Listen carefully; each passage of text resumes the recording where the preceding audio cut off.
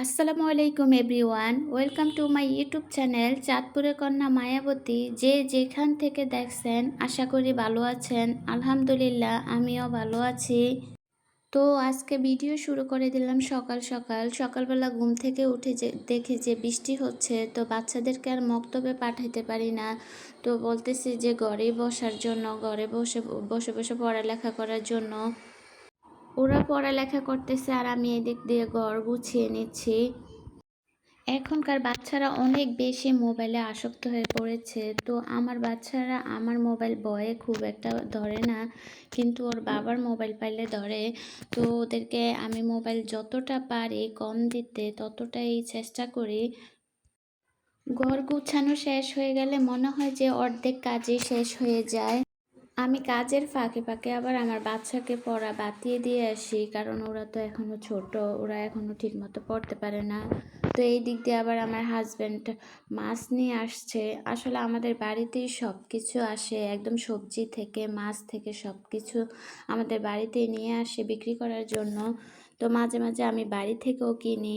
তো এই তো চলে আসলাম রান্না করার জন্য, মাছগুলো রেখে দিছি, এখন আর কাটবো না। তো রুটি দিয়ে খাওয়ার জন্য আমি একটু ডাল করে নিচ্ছি। আসলে আমার এই ডালটা অনেক বেশি পছন্দ রুটি দিয়ে। তো আজকে আবার করতেছি প্রেসার কুকারে, আমি এগুলো সিদ্ধ করে নিছি। আসলে ফ্যাট শান্তি তো সব শান্তি আমার কাছে মনে হয়। আগে নাস্তা টাস্তা কমপ্লিট করব, তারপরে অন্যান্য কাজে চলে যাব। আর যেহেতু বাচ্চারা উঠে পড়ছে, তো এই কারণে আগে চলে আসলাম রান্না করার জন্য, তারপরে অন্যান্য কাজ করব। সময়ের খাবার সময়ে খাওয়াই ভালো। দেরিতে আমার খুব একটা পছন্দ না। আর আমার কাছে মনে হয় যে আল্লাহ পাক মনে হয় দুনিয়াতে এই পেটের জন্য সব কিছু দিয়েছে। কারণ এই পেটের জন্য দুনিয়াতে যত কাজ যত সব কিছু, একবেলা না খেয়ে মানুষ থাকতে পারে না। যতই হোক পৃথিবী কেয়ামত হয়ে গেল, তারপরে মানুষ একবেলা খাবে, এটাই স্বাভাবিক। তো এই তো আমার ডালটা এদিকে হয়ে গেছে। আজকে আমার ডালটা অনেক সুন্দর হয়েছে এবং অনেক বেশি মজা লাগছিল ডালটা। তো নাস্তা কমপ্লিট করে তারপরে চলে আসলাম মাছগুলা কাটার জন্য। মাছগুলা কাটতে গিয়ে তো নাজেহাল অবস্থা হয়ে গেছে, যেহেতু এগুলা কই মাছ কাটতে তো এমন অনেক বেশি কষ্ট হয়। আর এগুলা অনেক কাটা, আমার হাতে একদম ইয়ে হয়ে গেছে, ছিলে গেছে হাতগুলা।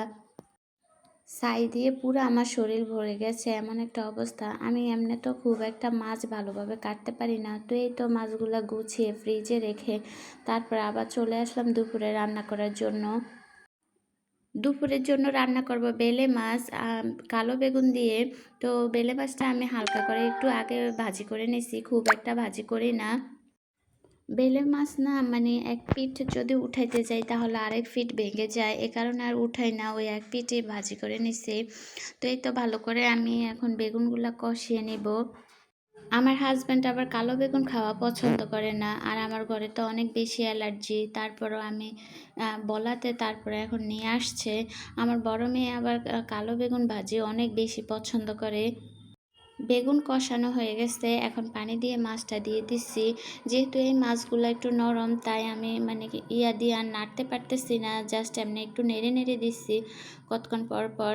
তো এই তো জিরা তারপরে ধনে গুঁড়া এগুলো দিয়ে দিচ্ছি। তরকারিতে খুব একটা ঝোল না থাকার কারণে অনেক বেশি টেস্টি হয়েছে তরকারিটা আমার কাছে। এই তরকারিটা হয়ে গেছে, এখন আবার একটু করলা ভাজি করে নেব। করলা ভাজিটা না আমার কাছে ভাজা ভাজা করলে অনেক বেশি টেস্টি লাগে। এরকম হালকা ভাজি করলে আমার কাছে ভালো লাগে না, তিতা লাগে। তো এই কারণে আমি এখন লাস্টে চড়াইছি, এই কারণে যে গরম চুলার উপরে থাকবে আর ভাজা ভাজা হয়ে আসবে। আর না হয় যদি আমি আগে চড়াইতাম তাহলে করলা ভাজিটা পুড়ে যাইতো আর ভাজা ভাজা হতো না। এ কারণে আমি সব সময় একদম রান্নার শেষে আমি করলা ভাজি করি, যাতে চুলার উপরে রেখে দিলে ভাজিটা অনেক সুন্দরভাবে হয়ে আসে আর ভাজা ভাজা হয়। তো এই পর্যন্তই। সবাই আমার ভিডিও অবশ্যই দেখবেন, পুরো ভিডিও দেখবেন। আল্লাহ হাফেজ।